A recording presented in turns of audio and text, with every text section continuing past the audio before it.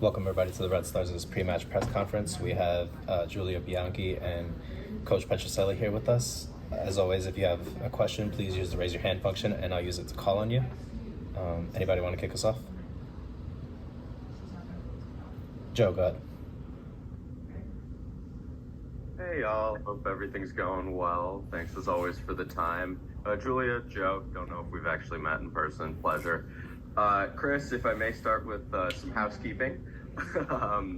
Between, I think, Yuki, Penelope, Aaron, and Allie, is there any update on their availability going forward? The first three I know have played and are looking to play more, and Allie just long term.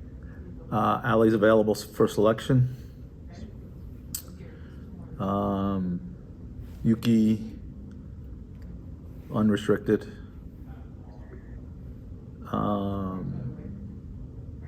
Penelope on a little bit of minute restriction, but she's building up, trying to build her up.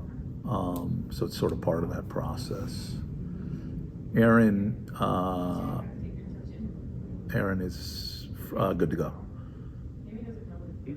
All right, I love that. That's positive news. In terms of handling this game tomorrow, the standings are what they are for the Challenge Cup at this point of the year.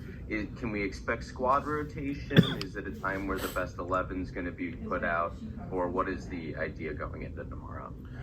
There'll be some rotation,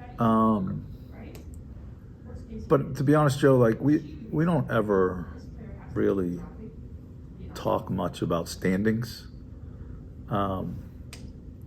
First or last or somewhere in between. We always sort of try to focus on the next game, and how we can be successful in the next game. And so we won't approach this game any differently than any other one that we've played. Got it. Thank you. And just lastly, if I may, you've had Julia here now, almost 7 months. What have you seen from her, especially as she's now gotten some games and stepping in for Mallory after the injury on set pieces and corners? Yeah, she's done really well. I think there was an adjustment period for her, which we expected. Probably lasted a little bit longer than she wanted it to, but certainly there was an adjustment period for her. But you could see, her growing every game, and we're still seeing that. She's getting better and better and better. She's obviously very dangerous with the balls that she can play in on set pieces, but there's so much more to her. Really good with the ball, really smart. Her movement is very good. Her ideas are very good. Her intensity and effort defensively has been very good. So we're really happy with what she's done. And I don't think we've seen the best yet. I still think there's more. Thanks, Rick. We all agree, Julia, don't worry.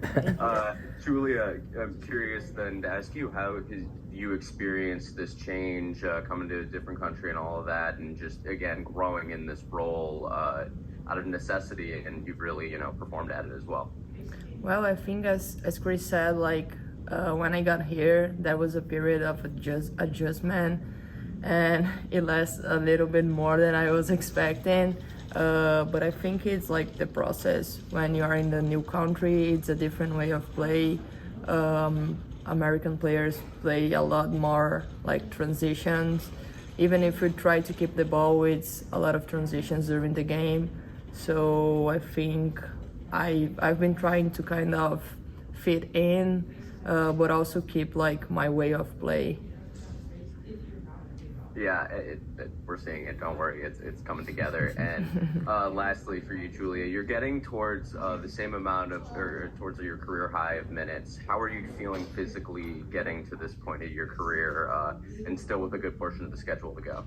So honestly, I feel much better right now, in terms of my speed, how high I can jump, this kind of thing.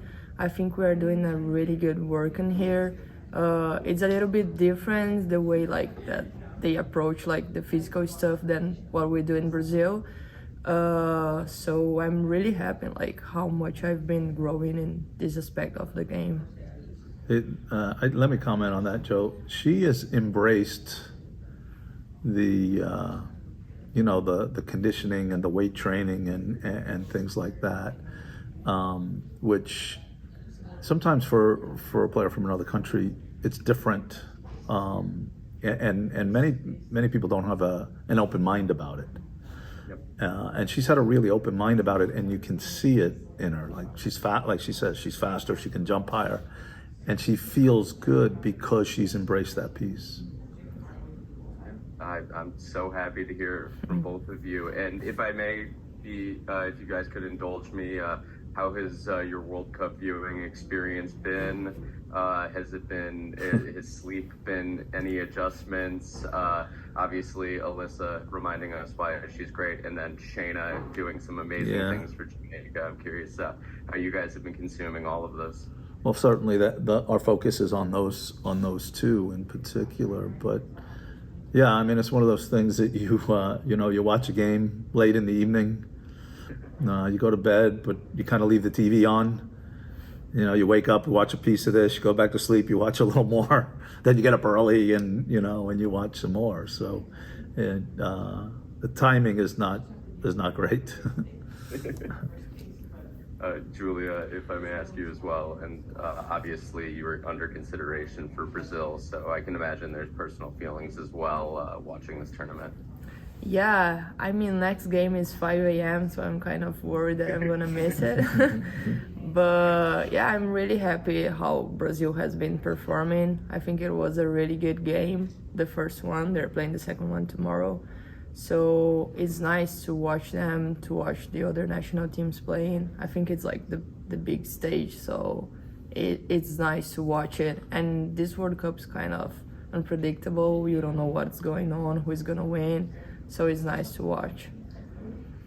Thank you both so much for indulging me as always. Good luck tomorrow. Thank you. Thank you. Thanks, Joe. Hernan, you have a question? Yes, going the same route with Julia about Brazil. I would like to know if you were called up before for the national team, for the U17 or U20, before you were called up to the first team. And how was your feeling when you find out that you were not included in the list to go to Brazil, with Brazil to the World Cup? So I was kind of trying to not create any expectation. I mean, I knew I was in the large list because they told me.